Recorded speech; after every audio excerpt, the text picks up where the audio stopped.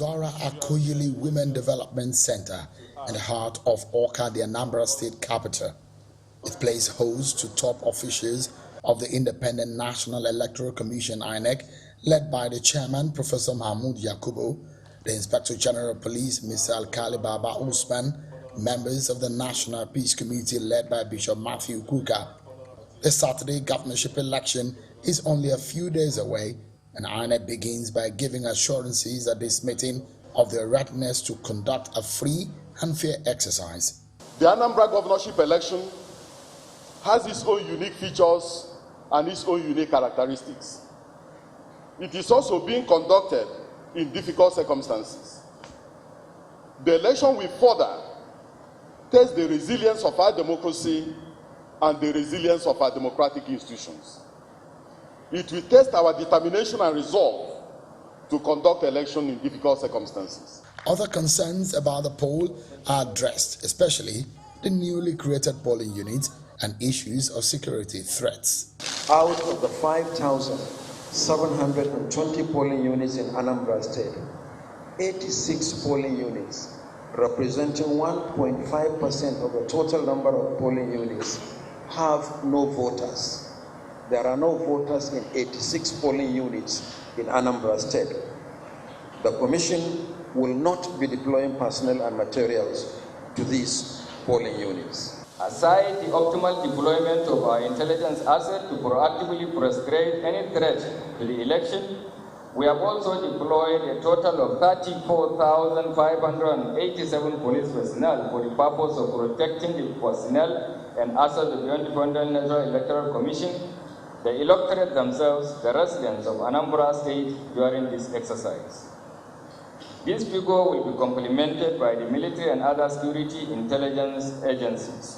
The National Peace Committee says it wants peace, and that is its mission in Awka, the Anambra State capital.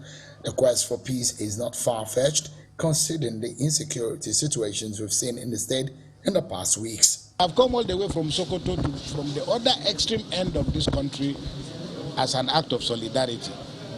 There's nothing else that the rest of us can offer or that. So we are here to hold your hands and to encourage you that it is quite conceivable that we could have free, fair, and credible elections in Anambra.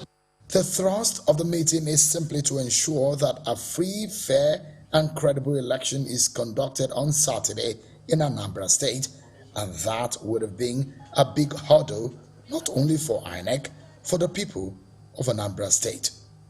Shonwa Kimaloe, Channels Television News.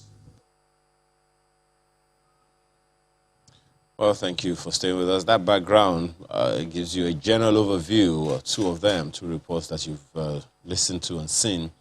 Give you a general overview of how far we've come preparing for the elections tomorrow in Anambra State to choose the next governor of the state come next year. Vince Onyekwelu joins us this morning. He's a security consultant. Of course, we know how concerning issues of security have been concerning the election. Thanks for joining us this morning, Mr. Onyekwelu. Well, with all that you have heard and all that you have seen and all that's been deployed, so to speak, in Anambra State so far until now, how well would you say we have dealt with the security scare that could mar the process of elections tomorrow? Being somebody who is actually physically present on ground, I would say that the people of Anambra, whom we refer to as Ndi Anambra, obviously as a peace-loving people who are well experienced in creation of wealth. Ndi Anambra are not naturally involved in violence. They are the kind of people that prefer to spend their time in growing their wealth, in living peacefully with their communities and their people from other parts of Nigeria. So when it comes to this issue of the Anambra 2021 elections, I must be honest to you as a professional that there is this high level of fear in Anambra State. People are living in abject fear. People like me never experienced the Civil War. I was not born then. But obviously, looking at the the body language or hearing what people that experience the civil war are saying, they are trying to relate what's going on in Anambra State to the times of the civil war.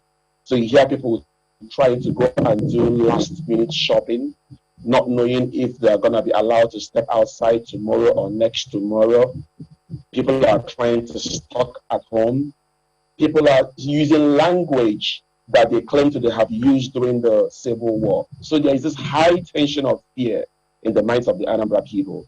Moreover, the arrival of the security agencies in Anambra, obviously, if you pay attention to details, there has been an influx of security agencies into Anambra, at least for the last 1 month, because it's been, the military has been here, the army, the navy, the air force, they've been physically here for the past 1 month. But in the past 1 week, obviously, there is a new intake that actually arrived 2 weeks ago. These people that arrived 2 weeks ago were now manning the road blocks, the junctions. Even in my father's street, you will see the presence of armed army police officers, not army, armed police officers in junctions close to my ancestral land. So in the past 2 weeks, there's a new influx that arrived to help to secure Anambra because of the fear. And then in the past 5 days, whoa, bro, the level of people that entered Anambra State in the last 5 days, they are on a different atmosphere. They came, you see the kind of police equipment that I've never seen in my life before. So you see police officers carrying cutlasses that are carved in the end, carrying all sorts of sword, all sorts of dagger, all sorts of clubs, all sorts of non-asymmetrical equipment that you expect a police officer on duty to be carrying. And that actually further heightens the tension amongst the people. However, I will say to you that yesterday, it seems that the pronouncement of the indigenous people of Biafra, that elections should go ahead and hold tomorrow, I think that particular pronouncement, in a very big way, helped to calm people down. Because as of yesterday, I even had to go to the local market to shop, because my dear wife is not here with me in Anambra State right now. I had to go and shop, thinking that there's going to be no market in the next 5 working days or 5 days. So the level of tension is very, very heightened in Anambra State.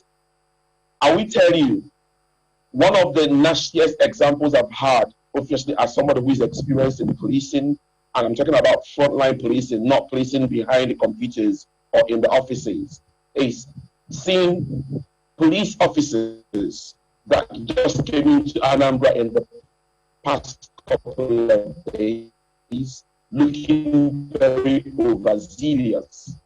Overzealous in the sense, relationship with the people are not high people. Not all of them, but most of them have this slogan of, we are here for action.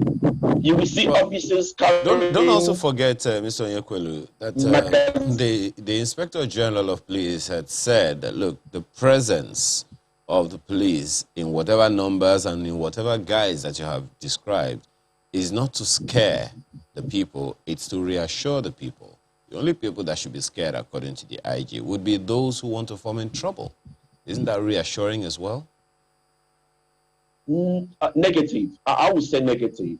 I'm not talking about the IG. The IG has done what is expected of a professional like him, and he's a wonderful gentleman. Rather, I'm referring to the character, the behavior, the frontline attitude of some of the police officers, not all the police officers. One, you will see a police officer who is carrying a dangerous weapon with 2 or 3 magazines joined together, and you see 4 bottles of lager beer in his front, 4 bottles of green bottles of alcoholic drinks in his front. He is carrying this dangerous weapon, and you see 4 or 5 bottles of beer. Some he has consumed, some he's still going to consume. You will see police officers carrying dangerous arms, and you can obviously see that they look intoxicated. They'll be wearing sunshades. by 6:30 p.m. in the evening, with that kind of sunshade, they'll be smelling of alcohol. So if you are smelling of alcohol or carrying all these small new school alcoholic drinks, some of them they call ikemba, some of them they call jedi jedi, we know what they do. These drinks are kind of cognacs that are drilled or distilled locally. We know their impact on your senses as a normal human being. So for officers in uniform, understanding the impact that you are talking about, the fears that this could create and the resultant effects, have you in any way as a professional been able to find maybe some senior officer that you can report these incidents to so as to rein the men in check? Yes, beautiful question. About 3 days ago, I was passing through the Commissioner of Police office in Anambra State, as CP Echeng, a wonderful gentleman. And bro, I was stopped by about a dozen police officers. They were just by their cars, gisting. Half of them are dressed in mufti jackets. And they said, hey, come here. And I was like, hello, come back here. They were so rude. You know the next thing? They asked me to open my bag. Basically, in Anambra State, we have a fashion sense. We have this bag that we carry across our shoulder because we believe that our bunch of keys should be in a bag. Our tablet phones should be in that kind of bag. Our other items like power banks should be in that bag to reduce the issue of loss of property. So it's a very fashionable thing in Anambra State. But because these new people don't understand that it's fashion, they grabbed me, asked me to open my bag. I opened my bag peacefully and obediently. When they saw my power bank and my tablet, one of them said, run, he's carrying a bomb. And I said, gentleman, you're embarrassing me. How can you say I'm carrying a bomb? This is a power bank. You know what he said to me? You are rude. He held me on my waist, started to drag me up and down. I said, stop dragging me. If you want to arrest me, these are my wrists, arrest me. I've done nothing wrong to you. He said, you're too bold. The next thing you know what? He put his hand behind his back and pulled his service pistol. I was in the midst of about a dozen police officers and he pulled his service pistol on me. I was worried. I said to him, I'm not a threat to you. I've got no arms. My hands are up. If you want to arrest me, arrest me. You know what he did to me? He dragged me. I said, please take your hands off my waist. If you don't do that, honestly, I'm going to break your shoulders. But I was getting upset then. I said, if you don't take your hands off my waist, I'm going to break your shoulders. I don't care if you're carrying a gun. He now left me, took me to the CP of Commissioner of Police office, and asked them to arrest me. And I asked him, what did I do wrong to you? He said I was stupid. He said I was too confident.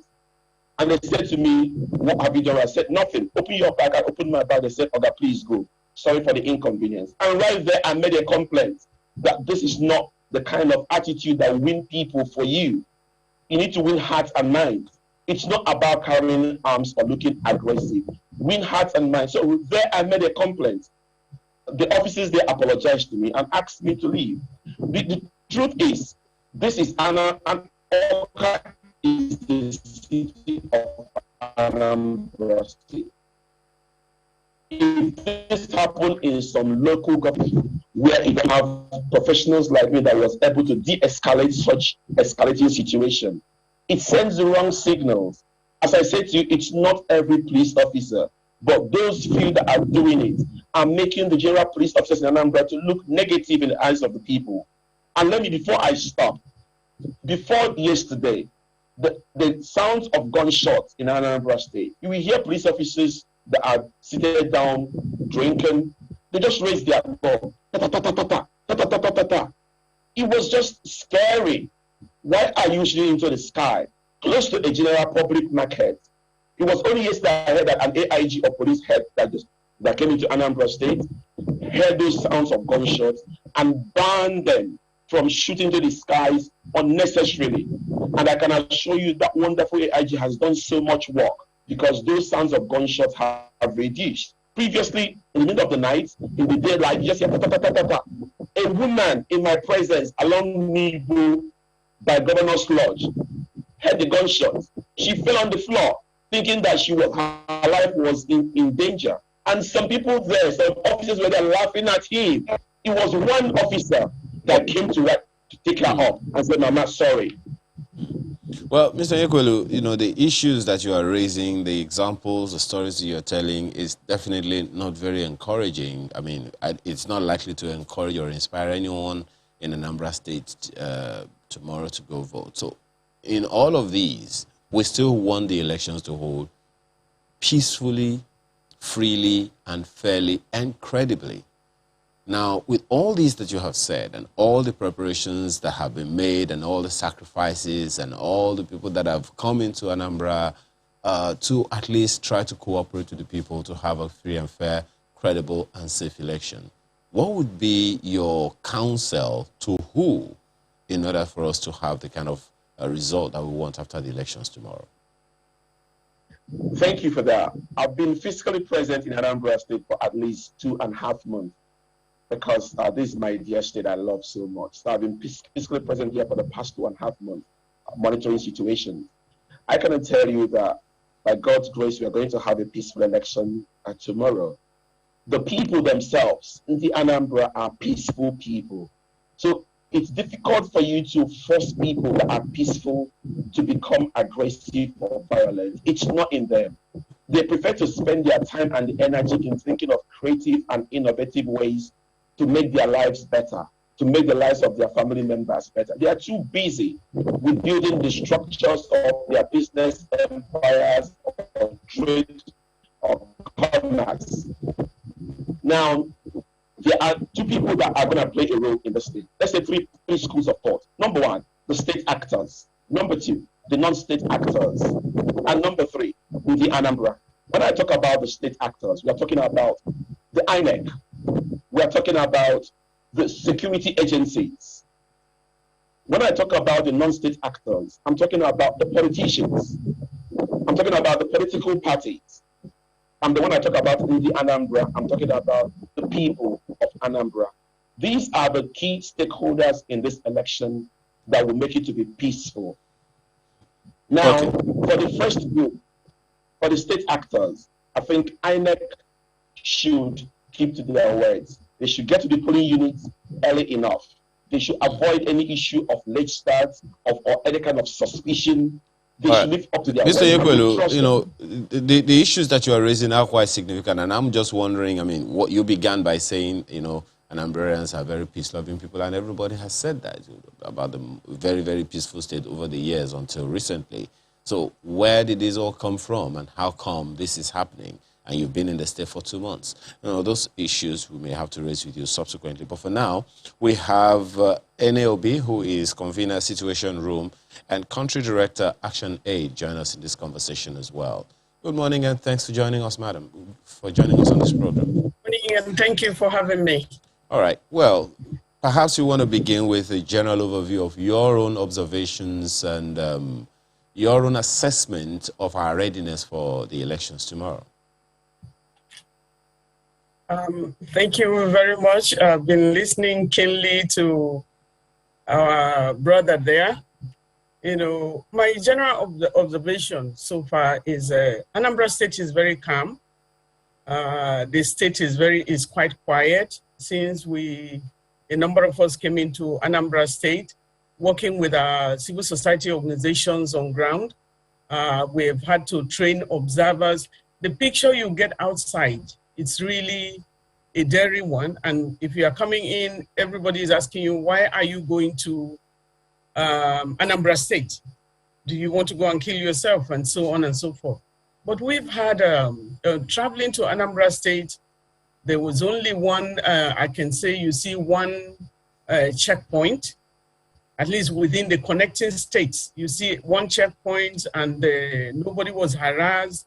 I think it's much calmer, much more calmer than we had envisaged, because looking from outside. But I was in the state a couple of weeks ago, and prior to the crisis that we had on ground, the death of Professor, Dr. Akunyili, and the number of others at that time, was really scary.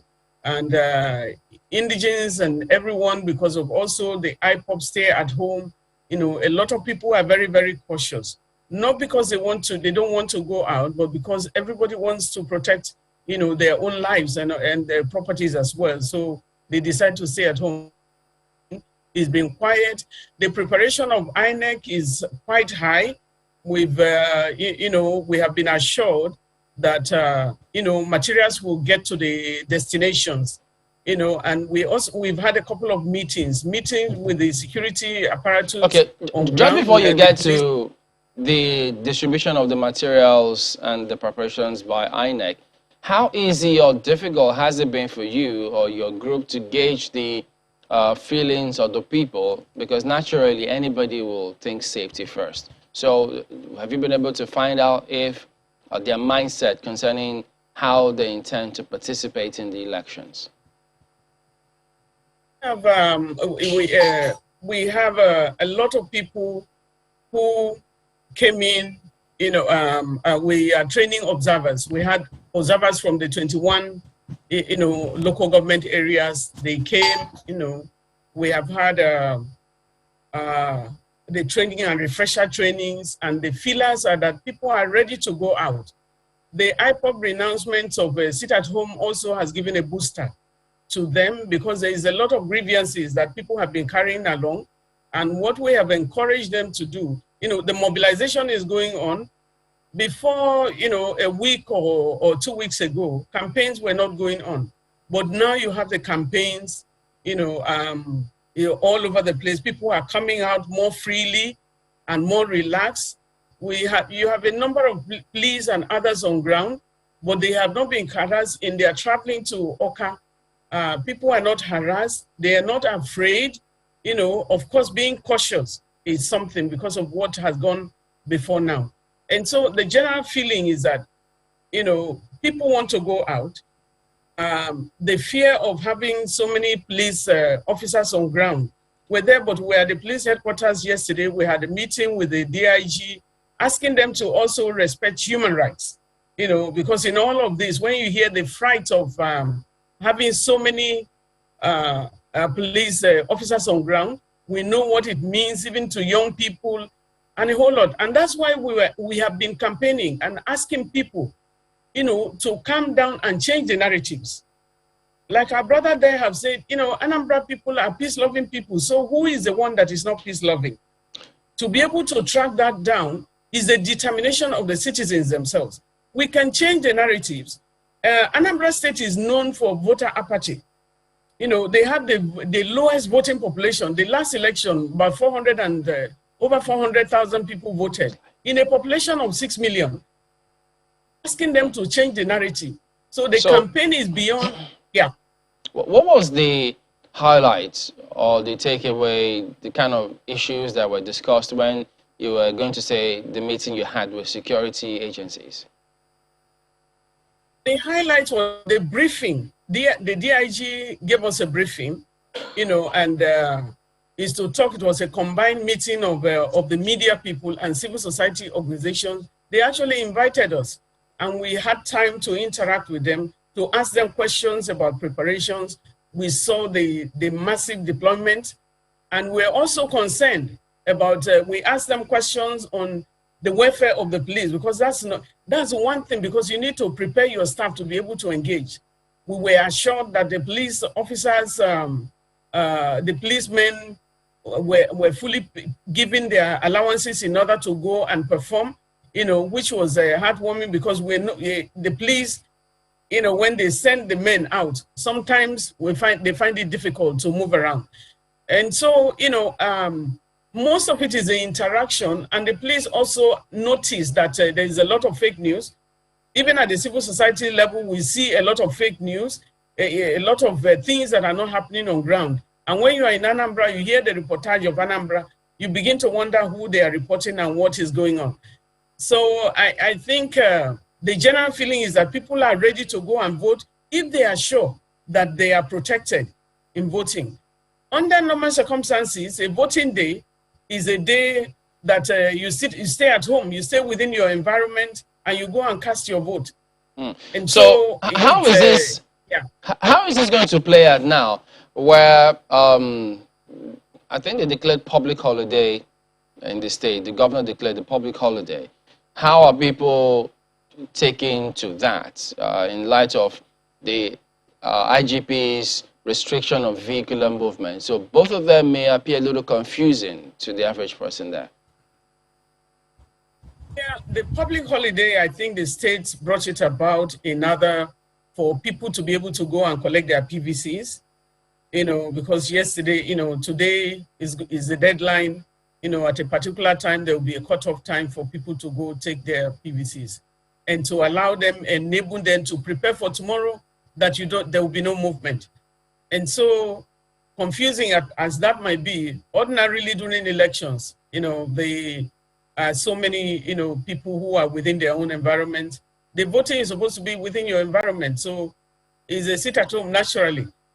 So people are encouraged. We have done a lot of deployments. We have deployed with many other civil society organizations. We are monitoring, and foreign observers are also in town trying to monitor. And that's why we are really capping on, asking the police and engaging them, urging them to ensure that there's respect for human rights. And all these things will be reported. The police have given us the numbers to call if there is any violation of human rights. And also beautiful behavior by the police, if there is any. That's definitely reassuring to hear all of that. But we have seen this over the years, that once a number of people continue to have fears of or uncertainties around their safety, I don't know how that will not affect the attitude or none of the voters towards voting. So that only underscores and exemplifies the voter apathy that's been there over the years. That's a major concern for many people, saying, look, over the years we've had a depreciating number of people come out to vote. From what you have seen, all the preparations, all the voter education, all the voter mobilization and all of that, how significantly do you think we may have been able to get to people to encourage them to come out and vote, despite all of these apprehensions in the air? They're trying. The media has been seriously involved. I want to commend the media for their role in the election as well. There have been a lot of corporate social responsibility. In a number of the media houses, or almost all the media houses, both around and outside, have focused on the Anambra election, getting the views of the people and also urging them to come out. And I think we're asking the media to keep it up as well. We do believe that because the last presidential election, there was a massive turnout, massive, much more massive than during governorship election. We're calling on the traditional rulers to mobilize their people to go out, the religious leaders to mobilize their people to go out in order to engage. This is a constitutional responsibility. And if there is any violation, now we are assured, we have the numbers for all the people that we have deployed. We do have the police numbers. We have other numbers in terms of INEC, the collaboration. There is a whole network of people around, and we are all collaborating with each other to ensure that for the citizens that want to go out, it's not compulsory to go out, but we mobilize them because they can't change the narrative. Okay. The current governor does not have is not going in again because he has served his 2 terms. If people don't go out, the choice that you get is what you ask for because of not wanting to engage. All right, so in terms of voting, we know that logistics usually is a challenge.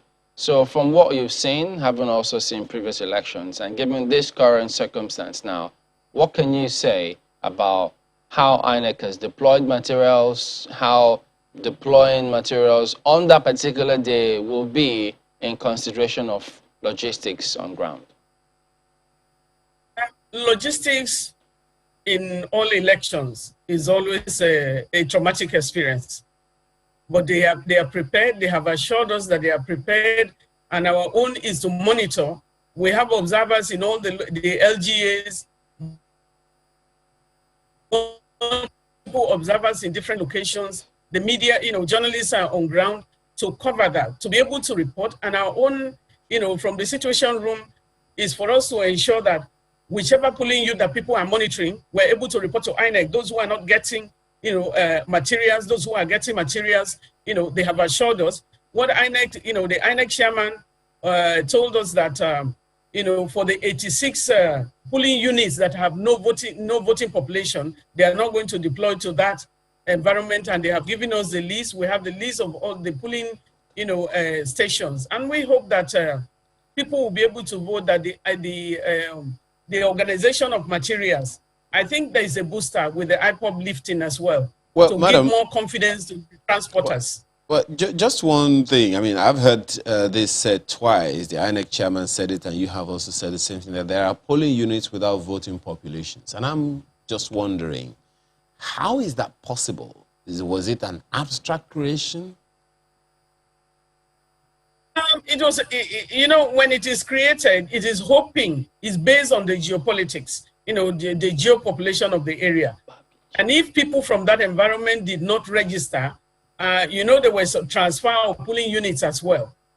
So that may be responsible. But if you don't have a polling population, you don't have. And they have been able to identify. The fact that the system was able to identify that, gives us the comfort that something is being detected, and that is the right coverage, assessment. But it's a creation. The polling units are not. It's a creation of INEC. INEC created it. I mean, at least one would expect that they were created because there was, even if it's just 6 people that were supposed to vote there, anticipating that there's going to be development. It was created by INEC. Definitely not a politician.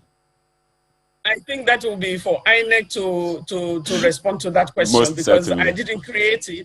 But it's good that they identify that, this polling unit has no population. I think that's an improvement as well. Okay. Well, there's a question on my mind about the political class.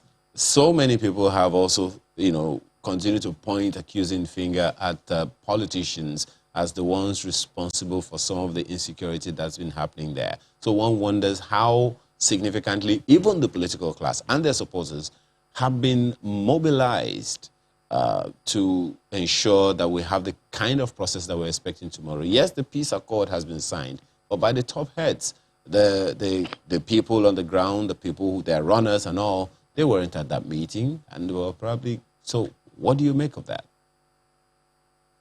I think for the politicians, watching them signing the peace accord yesterday was quite paces, and also to have General Abdul Salami and Bishop Hassan Kuka to be able to, really come out and say this is what is going on in front of him. They had interactions, looking at themselves eye to eye and making their promises. We hope that they will keep to the promises. But it's a leadership direction. Anywhere you're going, or whatever the behavior of the people, it has to do with the leadership direction. If they choose to keep to the rules, their followers will keep to the rules. If they don't keep to the rules, Anambra State, the fact is, all of these, persons, the candidates, they are all from Anambra State. There is a governor in waiting. Only one person can win.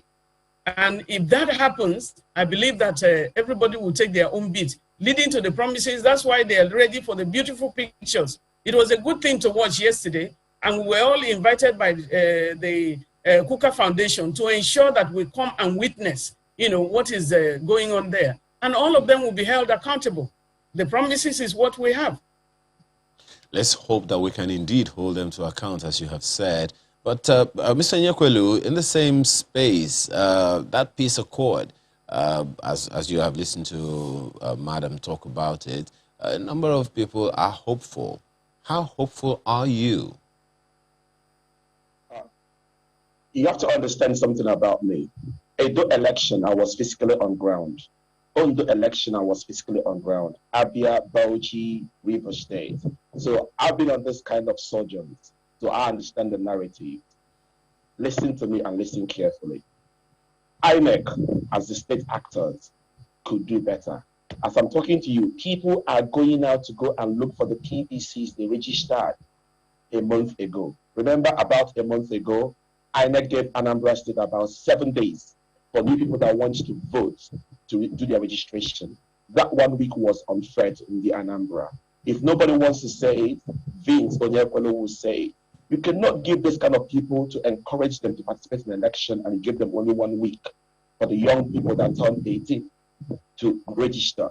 For old people that want to change where they're voting, that 1 week was poorly. Number two, now 2 days to election, with all the fear of insecurity, you're just telling them that, oh, your PVCs are now ready for collection. If you go there, it's going to be crazy. It's going to be a wonderful crowd of people. They had all the chance, knowing the dates of Anambra elections, to prepare for this new registration and for the cards, the PVCs to be delivered to the owners. That was poorly. For you to try to encourage more people to vote in Anambra, you should be seen to creatively carry them along. So we keep talking about Anambra has poor voting. It could be even worse in this situation because INEC has failed in that perspective. Number two, there are parts of Anambra that are riverine areas that could be difficult terrains to get into. Let's make sure that we get information from there. The Anambra people themselves, they will come out to vote. Our good people have struck. So obviously, but I'll take care of that. The Anambra people are willing to vote. But we need to understand, we need to say the truth so people can be more prepared to know what to expect practically. Let's not try to do theory without doing practicals. The people of Anambra are willing to vote, but the federal government and the state government needs to provide an enabling environment for them. Yeah, so Vince, is there any local government where they face that challenge of people not being able to get their permanent voter cards? Do you know of any? I think it'd be too. Yeah, I will tell you the areas of Obaru, the areas of Anambra will face that kind of challenges. But let's not be faster than my shadow. Let's wait by tomorrow to see if Anambra people and Obaru people were able to have that kind of experiences. So I think let me not be too faster than my shadow. Let me just be patient. Okay. But Obaru, let's bounce that off, Madam Ene. Just hang on a minute. Madam Ene, could you tell us, concerning collection of permanent voter cards, INEC did say that they've delivered them to the local governments and that they said some were being collected. Do you have any information on the contrary that there are lots of people who have not been able to pick up their PVCs as of yet? Yeah, there was a lot of worry about the PVCs because we kept monitoring INEC, until they were released. There is late release of the PVCs. That's a fact.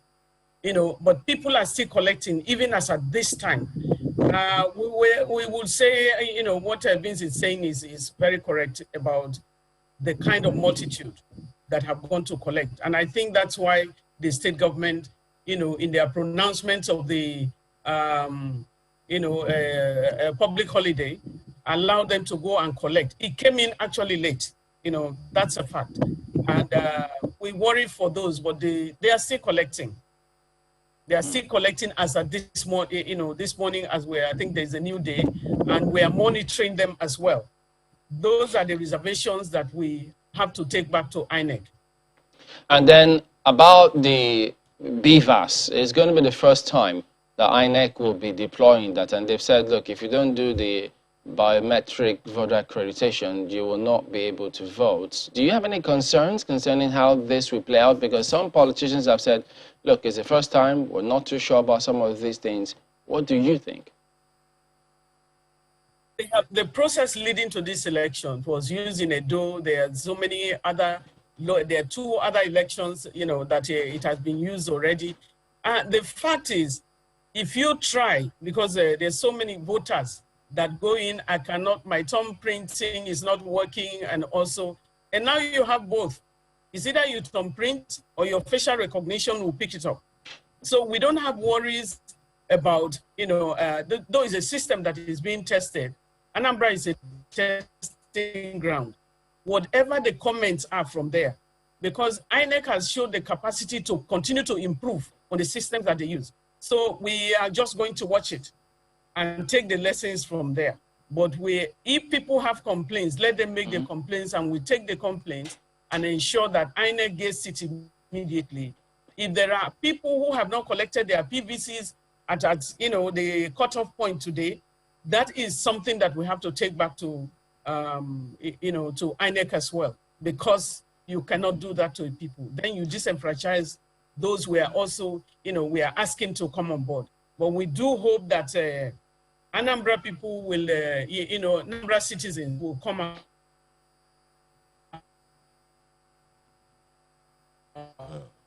All right. Mass. If there are, and also to take in what you're saying and make adjustments. We're happy to do that.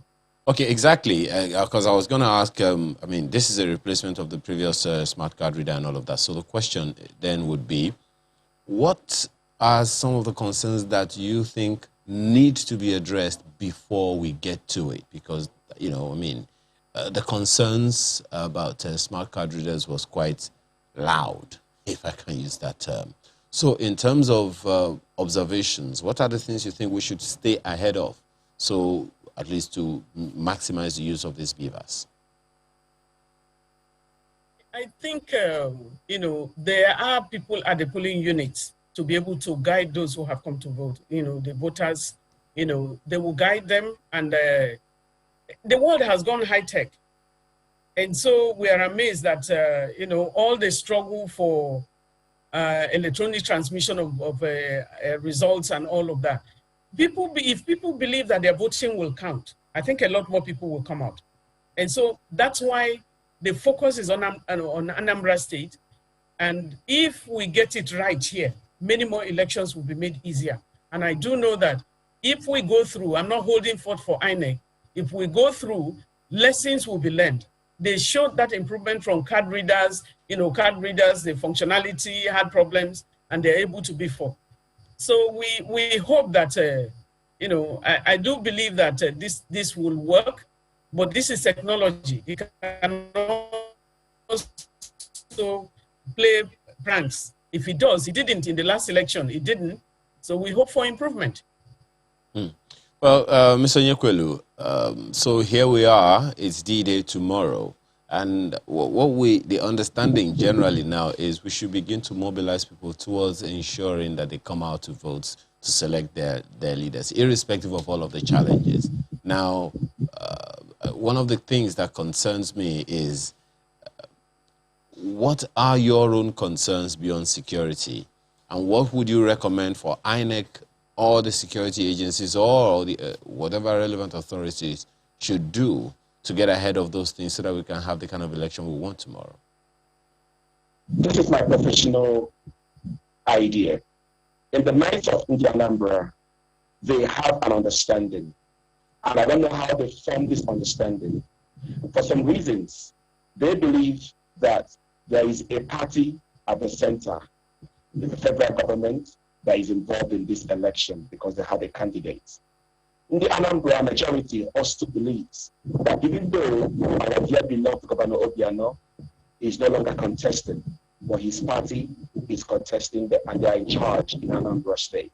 So they have this thing that the peace of this election has a lot to depend on the behaviors of the government in the center with their party and the behavior of the government in Anambra State and their party in comparison to other political parties that are contesting for this election are neither at the center, in the federal, or in the state, in Anambra State. So this is the mindset of the Anambra, and they are worried that if any of these parties in the center or in the state tries to use any influence to influence this election to their advantage, they will not be happy. So the focus will be for the party in the center and in the state to be very careful, to be sympathetic, knowing that the Anambra wants to vote and they need the basic support to give them the encouragement. And on the side of the INEC, to still have that in mind, that there's a party in the center that is contesting, and there's a party in the state that is contesting, and other political parties are watching carefully to make sure there is no kind of undue advantage to the party in the center, in the federal, or to the party in the state, in Anambra State. Once they have this mindset, by tomorrow, and INEC and the security agencies can create this mindset. They can influence it to make it happen. in the Anambra will come out to vote. Well, Madam, permit me to take you back to the conversation along Beavers.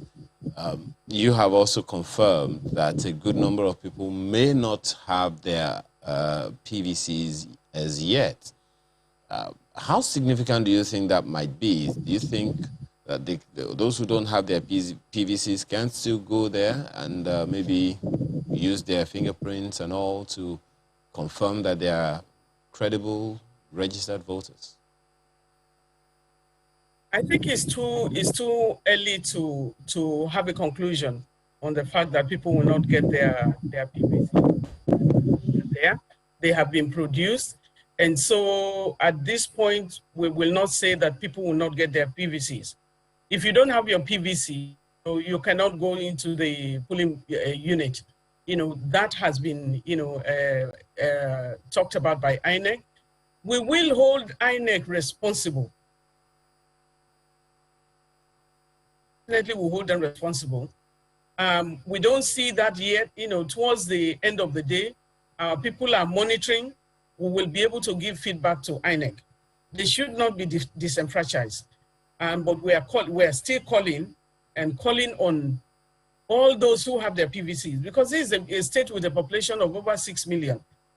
And you can't wait for, last election, about 400,000 people. It means those who are missing are the ones to choose. Like Vince has pointed out, there are so many power plays. A lot of all the parties are out to capture power in Anambra State. Anambra is unique because it has had one party, which may not be at the federal level, at the national level, but has kept to, working with his own people. There are other people who want to capture that party. If people do not come out en masse, if you don't come to vote, and a few people that the one party mobilizes comes to take up power, what is the implication? And I think that is a triad there that we need to call on the people. If you think ABGA is what everybody in Anambra belongs to, if they don't go out to vote, the other parties are contesting, they are campaigning. And so it depends on the followers that come out to come and vote. And it's not just a massive crowd, but those who have their PVCs as well. So we are encouraging at this point that everybody who is registered, who have their PVC, everybody, we hope that they will all get their PVCs. Go out and turn out en masse, because at the end of the day, this is a very direct one now. If you vote, your voting is being seen. It's going to be graphic. And so if we stay around and say, if either any of the parties, it may be parties that don't have names yet, comes out and mobilize their own population and they go and vote, then majority in court cases and things like that. But let's not envisage that. I think what we're doing right now, Situation Room is also putting jingles and encouraging people to come out and vote, that people should turn out and vote the leaders of your choice. But the question that I'm asking, well, the question, madam, is along the line of, what if the voters come out and they do not have their PVCs? You say it's a little too early to say that, but it is a possibility. I mean, just looking at maybe worst case scenario, someone is unable for one reason or the other to get their PVCs. What happens?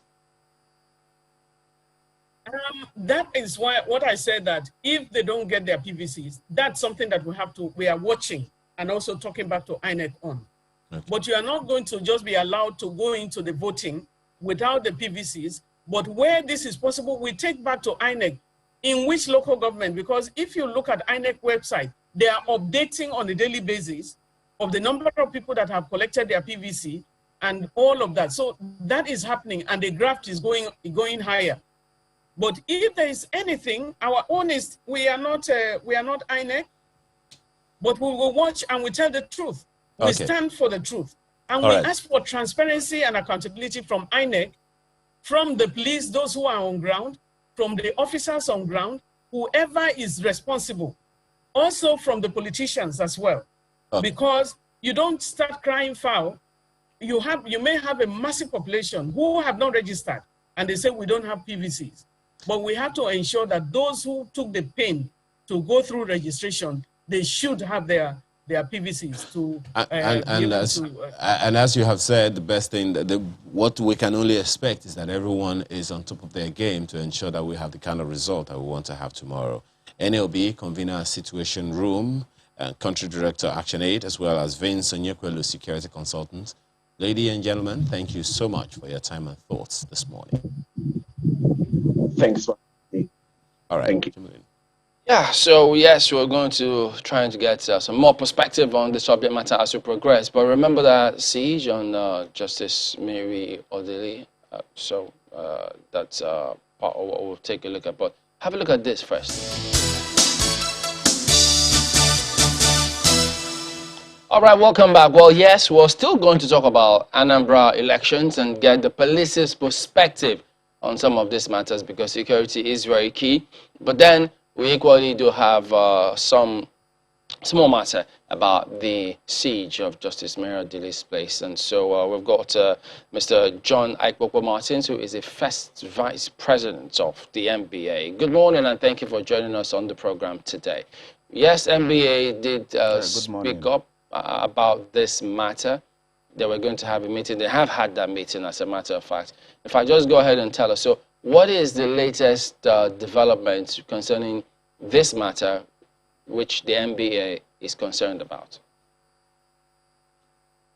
Well, thank you very much. First, let me use this opportunity to state the position of the NBA with respect to what transpired, that the NBA condensed in very strong terms the siege on the Honorable Justice Mary Odili GS's home without any tangible reason having been given to today. So where we are now is that upon the siege on the Honorable Justice's home, the NBA didn't rush out to make a statement on that same day like some people were clamoring for, because we needed to know exactly what transpired. We needed to hear from the state operatives what transpired. As it happened, EFCC came out to deny knowing anything about it. The police came out. Even the office of the Attorney General came out to deny everything that happened. So at the meeting of, at our emergency NEC meeting, a lot of suggestions was put forward by a lot of persons, but eventually what the resolution as it were was to set up a 3-man committee to engage to investigate and engage the authorities on what happened and to know exactly what had transpired. Because this is the first time in Nigeria I can record as this type of thing will happen.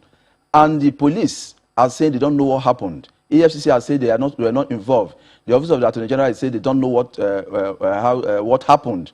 But we all know that this thing, the whole episode is based or grounded upon a court order, a warrant signed by a magistrate. So it is not far-fetched to know exactly how to proceed. So we have set up a 3-man committee, first, to go and investigate from the magistrate to who were the persons who came before the magistrate to demand for that warrant, because they are not faceless. They are human beings. Then from there, we will proceed. Thank God the Inspector General of Police has said that they have arrested those who went for that, their personnel who went for that operation.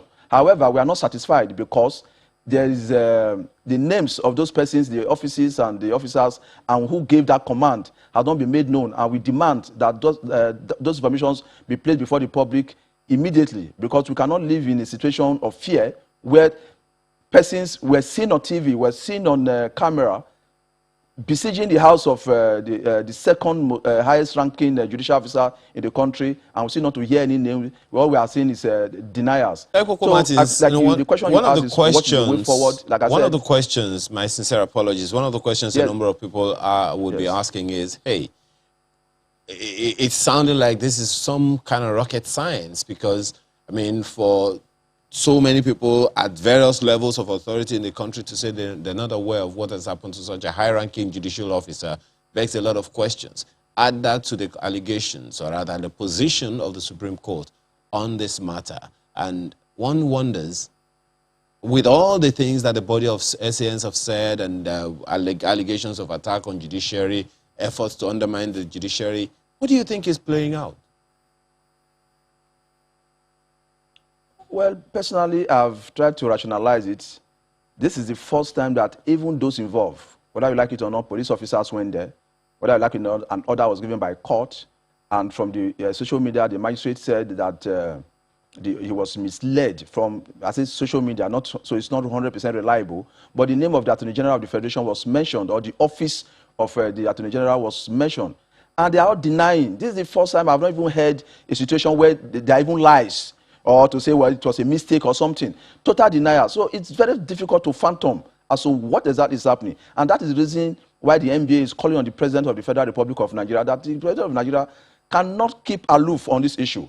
You can imagine a situation where the spokesman of the president come out to give clarifications on the arrest of Igboho and some other lesser issues. And this is a mighty issue for the third arm of government, for the basin of justice to be invaded, and we have not heard anything from the office of the President of the Federal Republic of Nigeria. It's totally, it's not tenable at all, and the NBA frowns at it. So we are calling on the President to please come and step into this matter, because some terrible things are about happening. We recall that this issue of homes of justices of the Supreme Court were invaded some years ago. Nothing happened, nothing was said, but at least a reason was given. The Honorable Justice Onogen was removed unlawfully. Nothing, at least a reason was given. But this is the first time we are seeing this type of caliber of impunity. And there's no reason given at all. There's, everywhere is mute. But we're not, I mean, it gives room to be fearful that Nigeria is no longer safe, that there are some dangerous persons who have taken a reign of powers, so much so that they can do and not do and just generally keep quiet without any person calling them to task. However, we voted for the President of the Federal Republic of Nigeria to steer the ship of the nation. So we are calling on him at this stage that we no longer feel safe. We are very sure that the judiciary is under threat, very serious threat, and we are very sure that when there is threat to the judiciary, then the country cannot be at peace. So we are calling on the President of the Federal Republic of Nigeria to please take up this matter, investigate this issue with presidential fiat as soon as possible. But now, I want to go back again to say the President of the Nigerian Bar Association has engaged the Chief Judge of the FCT, and we are informed that the magistrate has been queried. So we are patiently waiting for him to answer that query so that he can put answers to the questions that we are waiting for, the questions nobody has answers to. Because persons came before him. He knew those who came before him. He knew those who swore to affidavit before him. So let him give us, put faces and names to the characters that came to apply for that warrant. However, we also want to make this point that the Inspector General of Police have said that they have arrested, they are investigating. The CJ also is investigating, but the NBA, we want to be observers in all this investigation. We don't want anything to be swept under the carpet. And let us make this point, that for once, this is an issue the NBA will not allow to be swept under the carpet. We are very ready to follow up, and the 3-man committee we have set up is going to interact with the Attorney General of the Federation to have his perspective, because it's extremely very important when an allegation, whether reliable or not, have been made against that high office, for us to also have his view as to exactly what happened. Because ordinarily so, the NBA is investigating this matter. That's exactly what I'm trying to say. And we are not going to lie low until we find answers to the questions that are nagging. When the Supreme Court released a statement that says the Supreme Court cannot only bark, it can also bite. Well, we don't understand what that means. But from a professional perspective, what do you think that implies, coming from the Supreme Court? From my professional knowledge, the Supreme Court can only bite when the matter is placed before it. If there's no case before the Supreme Court, we hardly bite. But however, the NJC is the body that ought to bite. The NJC is under the control of the Chief Justice of Nigeria. So if the Supreme Court say we want to bite, obviously they are going to back through the NJC. Now the question is, we really have to go back again and look at all this is in proper perspective. When all these attacks were coming against the judiciary, what did the NJC do at this various time? The Supreme Court justices themselves, when the NBA declared a boycott of when Honorable Justice Walter Onogen was being persecuted, and the NBA, out of solidarity, declared a 3-day boycott. What happened? The courts were sitting. They didn't sit today. Now the ball is squarely in the court of the shame. It's now before all of us. And we now have to really address how we tackle issues like this. So we are saying that the NJC ought to make a statement, because NJC is actually the body that ought to take up this matter, not the Supreme Court in this sense, but the Supreme Court ought to make a statement to show their displeasure, which they have done. But to bite, really, except a matter is before the Supreme Court, how can the Supreme Court bite? But the NJC has the power to do so many other things. They have the power to investigate. Anyway, the magistrate is not under the NJC, but it's under the Judicial Service Commission of the FCT. The NJC can direct that the investigation be done. However, that investigation is ongoing. So we wait for the investigation to know exactly what the Judicial Service Commission, both at the national level and at the FCT level, will do to that magistrate. We also will be waiting when just a second, Mr. with respect to the police. When you say that the NJC hasn't been speaking, that sounds like a tiny bit of indictment against the NJC. If we haven't heard the NJC on this matter at all, what do you make of that? How significant is that for you? I don't want to call it an indictment. I rather we call it a statement of fact, because to the best of my knowledge, they have not made a statement. Now, what do we make of it? The question is why. If that is the question, I really don't know why. And we are not too comfortable with the fact that is the NBA is not too comfortable with the fact that the NJC has not said anything as we speak.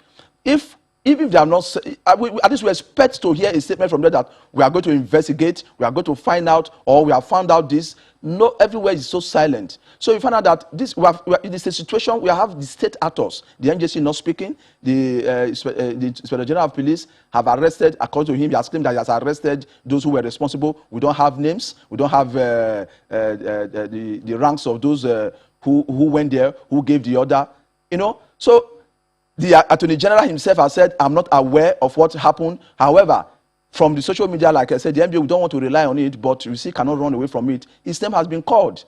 And all he has said, the deniers. I don't want to use the language of on the street. Are we not having unknown state actors in the situation in Nigeria where the bodies responsible for investigations are all denying what happened in the eyes of the world? So there's some sinister motive we cannot fathom. We don't know where it is coming from. But what we are saying from the NBA is that this will be the last of such. We will not allow it to go, because we are going to get to the very root of it. And if any lawyer is found wanting, that lawyer is sure to undergo disciplinary measures of the legal profession. And we also call on the NJC and also the Judicial Service Commission that if the magistrate is also found wanting, he must be disciplined. In fact, one of the reasons why we find that the judicial system, we are having issues like this, is because the disciplinary mechanism in the legal profession, i.e. the legal practitioner disciplinary committee and the NJC which disciplines judges, with due respect to all of them, have not been up and doing the way it ought to be up and doing. Because in about 20 years ago, we're not having these issues. So obviously they had very little petitions to treat. But now we have a deluge of petitions. It's like everything is turning upside down. And they have to now readdress and re-engineer the way they investigate this matter, so that persons who have the intention of derogating from their duties will know that punishment will come someday. Let me give you an example. The CCT chairman was alleged to have engaged in a public fight somewhere. Myself and the National Welfare Secretary of the Nigerian Bar Association, we wrote a petition to the Legal Practitioner Committee for him to be investigated and disciplined. As we speak, more than 7 months after, nothing has been done. So now the question you have to ask yourself, will such a man be afraid tomorrow to undertake any other extrajudicial activity? No. So the disciplinary mechanism of the legal profession, like I said, both for the judges and those for the lawyers, has to be engineered to fit for purpose of the present day Nigeria, because things are really going airy, and we really need to up our game. I mean, that being the case, how then do you say that this is going to be the last? Because is there any guarantee that if the magistrate is found wanting, they will be made to face the music? Yes, it is a matter of will. And let me make it very clear. This MBA under this administration, we have the will to pursue this matter to its logical conclusion. If any magistrate, if by the end of the investigation of the FCT Judicial Service Commission, that magistrate is found wanting, we will call for what should be discipline sanctions will be meted out on him. If any lawyer is found wanting, we are going to pursue it to ensure that such a lawyer is dealt with in accordance with law. And if the Attorney General, the Office of the Attorney General itself is found wanting, let me make the point that the NBA will not shy away from taking up that matter against the Attorney General in two places, i.e. the LPDC and the LPPC. That is the Legal Practitioners Disciplinary Committee and the Legal Practitioner Privileges Committee. So we are watching, and like I said, we have set up a three-man committee which is investigating. It's upon their report we will know the next step to take, and be sure that this matter will not be swept under the carpet, because the encroachment, the threat to the rule of law in Nigeria, the threat to the independence of the judiciary has become very potent. It's not glaring. There's no hiding place, and the only place to hide is to fight these menace once and for all, and we are very ready for that. In other words, you're saying point blank, even if it is the AGF that is responsible, the actions will be taken. Be very sure of that. If the AGF is found wanting, actions will be taken against him. We will pursue it. So how does this address the wider challenge? Because, I mean, we've talked about in a different session how the appointment of judges is crucial to ensuring that some of these things don't happen. What kind of effort do you think is being made to address that? Well, I thank you for bringing me back to that. My initial comment on this issue was that, indeed, if the appointment of judicial officers is not reviewed, the mode of appointment is not reviewed, these matters will keep coming up and on and on. Because, first of all, to be a judge, to be a judicial officer, you must have integrity, you must have knowledge, and you must have the courage to stand. Now, let's put this issue that is before us. A magistrate has signed warrants, and if you look at his statement, in less than 24 hours, he has granted he signed the warrant. In less than 24 hours, he has revoked them. Who appeared before him? Who at what point did the court sit? You know, it gives room to question the knowledge of I'm not questioning because we don't have the full facts, but it gives you room to wonder at what point will such a person be made a judicial officer. The appointment, if an appointment is made, and these persons who are appointed owe their allegiance not to the Constitution of the Federal Republic of Nigeria, but to some other interests, this is what you always get. Secondly, when somebody is not so sure, when you don't have knowledge, you are very, very scared, and at most time you make mistakes. So it is extremely necessary to make sure that the best are elevated to the bench. What do you see when I entered this profession in about 30 years ago? The persons that are elevated to the bench are usually lawyers who have practiced hard. They know the nuances. They know all that it takes to practice. Before you put the application before you, they know your intention. They know what you're after. But now what do you have in the judicial service now? Most judges are coming from the registry. They never practice law. They were not pushing papers with due respect. So there is a limitation. Then secondly, you find some persons who have not practiced law, who have been in private business totally unrelated to law, and now sitting on the bench. There is no way, even for us who have, even the senior advocates of Nigeria, lawyers above 30 years, they still have time to ponder on issues of law, sometimes because you don't know it all. But from the experience, it guides you. But in the situation where persons who have never practiced before, who have never practiced law before, and what you hear is that they will learn on the job. But in learning on the job, they are putting the destinies of families, they are putting the destinies of generations into jeopardy. So Nigerians must make sure that the mode of appointment of judges be reviewed to ensure that the best will naturally get to on the bench to adjudicate. But in the situation where it is the daughters, children of the rich, the powerful are on the bench, what you expect is that they will protect the interests of their parents, they will protect the interests of the persons who put them there at any time. So they don't have empathy for the rule of law, they don't have empathy for justice. All they are just interested in is, how will this serve the interests of those who put us or appointed us to the bench? I'm very sorry to say what I'm saying, but that is the truth. And until we tell ourselves the truth, all this we are saying will be a recurring decimal in the history of Nigeria. And if Nigeria is not careful, where there's no justice, we have chaos. And where there's chaos, there won't be Nigeria. Is that what you think is happening, what you just said now? let me say it again. I'm having the opportunity to say this. I was a chairman of a branch. I know how judges were appointed. Now I'm the first vice president of Nigeria. I know how judges are appointed.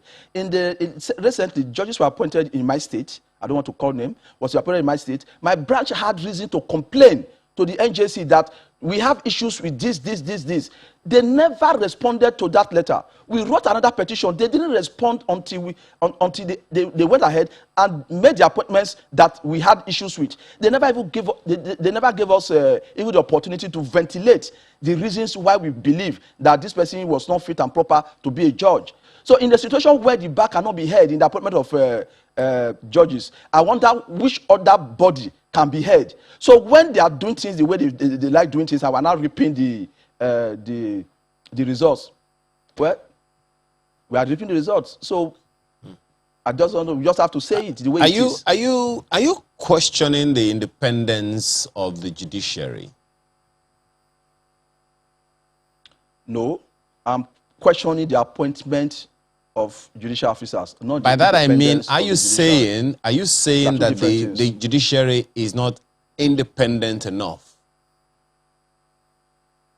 Yes, the judiciary is not independent enough because the executive, let me put it clearly, the executive have a say in how judges are appointed. And in that say, that is where they manipulate the independence of the judiciary. Get that very clear. The second aspect is the funding of the judiciary. Again and again, this issue of autonomy has been on. And if you don't really understand what it means for the fund, if you don't really understand what it means for a judiciary to be autonomous, then we will not get anywhere. Most persons believe, and I keep saying it over and over again, and I want to say this thing again, that the benevolence of the executive does not translate to the funding of or the autonomy of the judiciary. What belongs to you, somebody keeps it and now gives you, that does not mean that that puts you under his control. But what is meant for the judiciary, if it's given to the judiciary, then the judiciary will now the independence will be assured. Then secondly, I want to make this point. Thank God I'm here to this morning. I want to make this point. Even the federal judiciary, that is, it is not, I will repeat with due respect, it is not autonomous. Why? Because they have what they call the budget envelope. That budget envelope is the control of the judiciary by the executive. How? Rather than the constitution made provision for the judiciary, the legislature, and the executive to sit on the round table and determine the budget.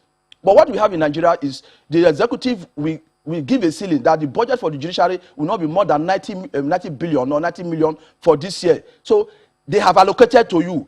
Despite your need is not necessary. This is what the executive is allocating. They now give it to you. You spend it, you think you are autonomous. You are really not autonomous because the constitution says you are to sit as an equal on the table to discuss budgeting. But however, the executive don't allow you to sit on the same table to discuss budgeting. They rather allocate to you what will be given to you, then they not give you the money. But at the state level, they don't even they allocate to this the judiciary, but they don't even give the money to the judiciary. They still hold it and release as the judiciary make a requisition for same. So you find a situation where the constitution actually guaranteed the independence of the judiciary, but the operators of the constitution have refused to make the judiciary independent. And the judiciary find it very difficult to speak because by tradition, the bench does not speak. It's the bar that speaks. So the body forced on the NBA to speak out. So when I'm speaking out, I'm not speaking out just because I want to speak, because I was elected to speak on behalf of the judiciary by the members of the bar. So I'm only doing my duties,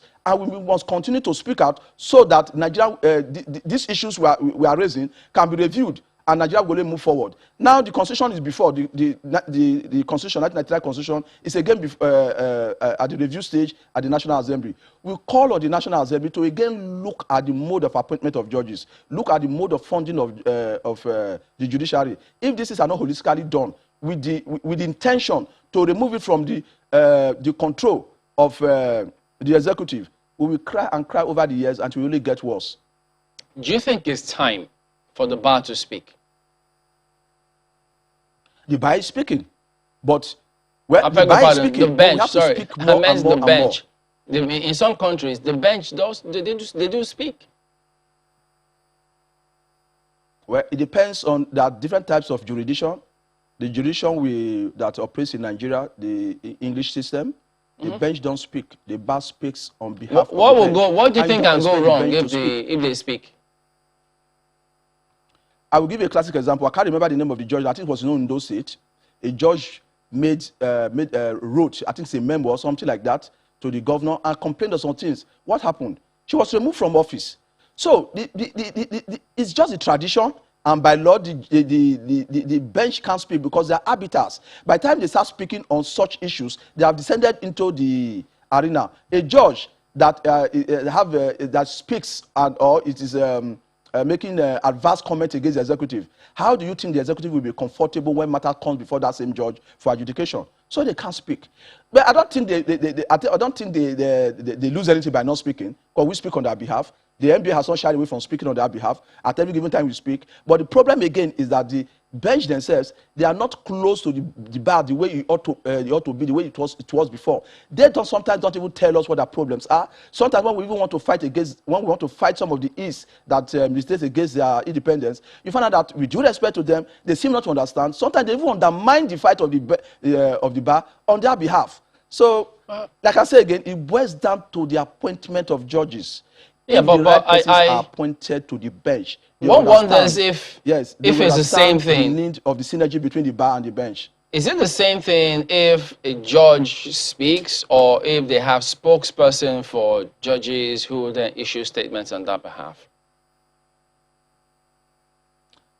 See, the NJC looks after the general affair of the bench at the national level, while the JSC, they look after, they have the right to speak on such issues that have to do with welfare or that has to do with the constitutional terms of preference of those bodies. But some of these things go beyond all those bodies. And the bench can actually speak during valedictory court sessions. They have a right to speak. During judgments, sometimes some judges use the opportunity of a case they are delivering judgment on to speak on some salient issues in the society. They can actually speak, but they cannot agitate. Let me put it, maybe that's the difference. Not that they cannot really speak at all. They do speak through maybe during valedictory court section. They do speak through their judgment, but they can't agitate. Judges cannot be agitators, for God's sake. They are judges. That's the highest level of judges, like mini gods. So don't expect them to be agitated. Just a second. You know, it's interesting when you say that we're practicing the our judicial system is patterned after the UK, while we are practicing a presidential system of government from the US. It's very interesting. So in terms of the appointment of judges, I'm just wondering, what are the options before us if we are to ensure the independence of the judiciary? Because the president cannot willy-nilly, or the state governor cannot willy-nilly remove the president of the Senate or the Speaker of the House of Assembly or the Speaker of the House of Representatives at that. But just as you said, the president or anyone in the executive at that can initiate a process that can remove the judge or the justice or any judicial officer. What kind of modifications would you be proposing? First, on the appointments, the Constitution provides that a judge should be, I think, 10 years post-call for you to qualify to be a judge. Nothing else. That is not sufficient. There are so many lawyers who, upon graduation, never practiced law, never had anything to do with law, but upon attainment of 10 years post-call, they are constitutionally qualified to be judges. And that is where our people will not rather look beyond the bare requirement. They just say, okay, simply because the person is an above 10 years, because the person was doing other things, but is qualified and he has the opportunity because he has the political connection, they now appoint such a person to be a judge.